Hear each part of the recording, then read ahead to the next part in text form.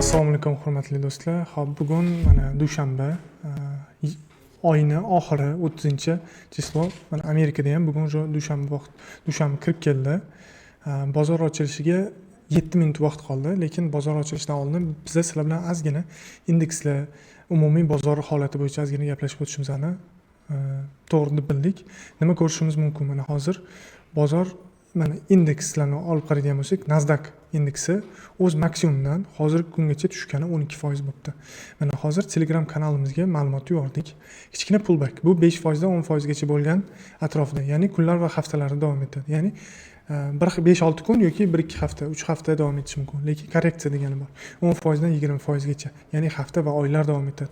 Keyin bear market hisoblanadi, ya'ni 20% dan o'tib ketsa va undan ham o'tishi уже bozor qulash hisoblanar ekan. Endi hozir biz correction, ya'ni korreksiya territoriyasidamiz. 12%, 13% ekan. Bu уже kuchli tasha bo'ldi. Mana bitta biz nimalarga e'tibor berishimiz mumkin? RSIga qarasak 30 ga yaqinlashib qolgan, lekin hali bu biza esingizda bo'lsa, bu videoni boshroqlarda, ya'ni 2-3 hafta oldin video olganlarimizda mana mana shu joylardan tushib, mana shu joylarda turganda biz aytdik, agar tushish boshlansa, kuchli tushish, mana bizda ключевой joy 20 ming atrofiga Nasdaq kelishi mumkin degandik. Ya'ni yana 4-5% tushishi mumkin. Agar umumiy tepadan olib qarasak, lekin hozir 4% yana tushish ehtimoli bor. Bu hafta nima? 2-3 kun sal o'samiz, keyin daraja tushish. 2-3 kun o'sib yana tushishimiz mumkin bo'ladi. Shunga dushanba, seshanba, chorshanba kunlari aktiv, ya'ni riski ko'p bo'lgan aktivlarga e'tibor berib turamiz. Ular tushuvchi trend, mana ko'ryapmiz, hozir bu umumiy holatda tushuvchi trend, tushuvchi trendga nisbatan ozgina atkat berib turib, daraja davom etishi mumkin. Mana atkat berib daraja davom etishi mumkin. Ko'rasizlar, xuddi shu tempda ketishi mumkin. Qachonki o'tmishdagi kuchli qo'llab-quvvatlashga tushgandan keyin уже kerakli formatsiyani ko'rsak, uzoqroq muddatga kirishimiz mumkin. Hop, Dow Jones indeksida ham xuddi shu holat. Mana bu trendli liniyalarni biz katta qo'laymiz deb aytgandik. Mana ko'rasizlar, уже o'z maksimumidan hozir 10%, 11% atrofida tushibdi. Bu o'sha endigina korreksiya territoriyaga kiryapti Dow Jones. Bunda mana 443 dollarlar atrofiga tushsa, bu уже tarixiy o'zini qo'llab-quvvatlash, uzr sal pastroq ekan, 442 atrofiga tushsa, o'zini qo'llab-quvvatlash nuqtalariga tushgan bo'lar ekan. Bu yerda ham xuddi shu 30 ta yirik korxonalar, ya'ni 3-4% indeks tushsa, bu degani 5-10% atrofida o'sha riski yuqori bo'lgan aktivlar tushishini kutishimiz mumkin bo'ladi. Xo'p, dalshi davom etamiz. Bizda mana Russell 2000 degan indeksimiz bor. Bu ko'proq 2000 ta kichkina korxonalarni o'z ichiga jalb qilar ekan. Ko'ryapmiz, bu qisman bo'lsa ham qo'llab-quvvatlash nuqtalariga kelgan. Boyiga indekslarga nisbatan bu mana 11% tushibdi. Hozirgi holatda 10% atrofida turibdi. Mana 16% atrofida turibdi. Bu yaxshi. Endi bu yerda mana ключевой nuqta bor ekan. Birinchisi 60 ga qaraganimizda mana 238. Buni biz o'tib ketsa, chuqurroq tushish ehtimolimiz bor. Endi eng muhimi SP500 ga e'tibor beramiz. Kelinglar, mana ko'rishimiz mumkin, bu o'z maksimumidan hozirgi paytda 9% atrofida tushibdi. Yana tushish ehtimoli bormi? Albatta bor. 12%, 13% mana 609 largacha tushsa, tarixda bu ham o'zini qo'llab-quvvatlash, mana 609, 602 bilan 598 dollarlar atrofigacha tushsa, shunda RSI ham ancha kulov bo'ladi. Bu yerda yana tushish davom etishi mumkin. Shuning uchun mana shu narsalarga e'tibor berib turamiz. Umumiy holatda tushish davom etadi, lekin bu hafta sal bo'lsa ham pullback bersa yaxshiroq bo'lardi degan umiddamiz. Chunki ko'ryapmiz, nima uchun bu yana tushish davom etadi deyish belgisi bor. Birinchi o'rinda fundamental. Mana hozir biz sizlar bilan texnik tahlil qilyapmiz, lekin shuni esingizdan chiqazmanglar.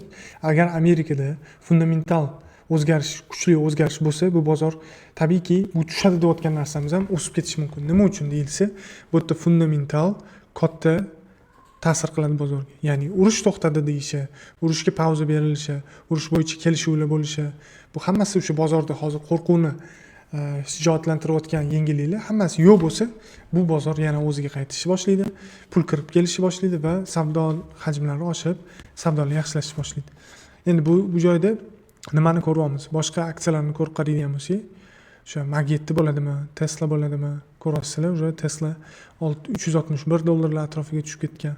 Hozir sal bo'lsa ham dushanbaga bo'lishiga qaramasdan pre-marketda mana ko'rasizlar, ozgina orqaga qaytgan.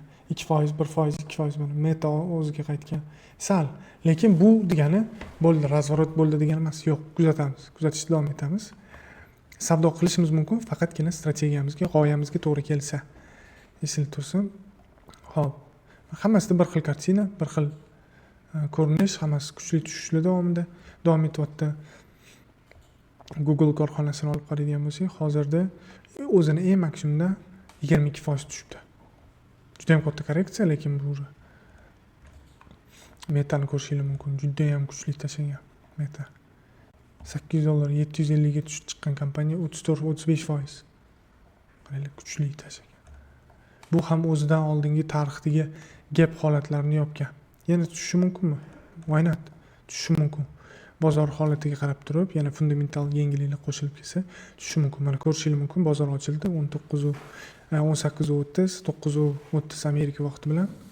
Bizda birinchi o'rinda bu aktivlarni kuzatamiz, birinchi 5 minutlikka qo'yib kuzatamiz. Umumiy holatini, keyin savdo qilishga shoshilmaymiz, faqat shu narsa esingizda tursin. Nimaga? Bozor o'zini bir yo'nalishini topib olishi kerak. Uning uchun biz birinchi o'rinda shu 10-15 minutcha kutamiz. MU degan korxona bor mana. Biz yoqayotgan. Haligacha hozircha jimjitlik, tinchlik.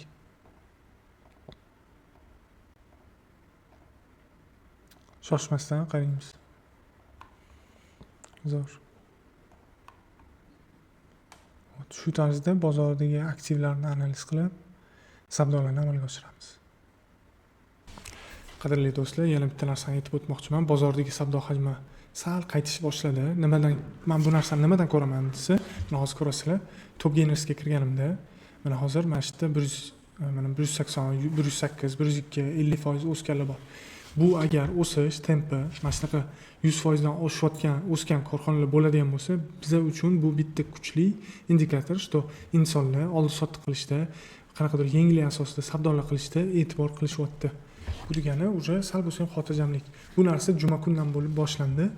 Qani bugun mana davom etadimi, yo'qmi? Shu narsani ozgina kuzatib, savdolarimizda e'tibor berib turamiz. Hozircha mana bizning MU korxonasi sal qiziqtiryapti, Top Gainerlardan. Yo'q, Top Gainerlardan boshqa aksiyalar, Elab degan korxonaga yetdik. Mag 7 dan hozir ko'rsataman sizlarga. Tesla qizuv, Meta qizuv. Faqat o'ziga yarasha qaysidir holatlarga kelganda to'g'ridan to'g'ri savdo emas.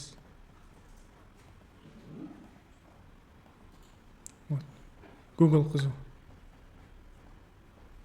Shunaqa gaplar. Savdolaringizda omad, yaxshi kunlarga ko'rishaylik.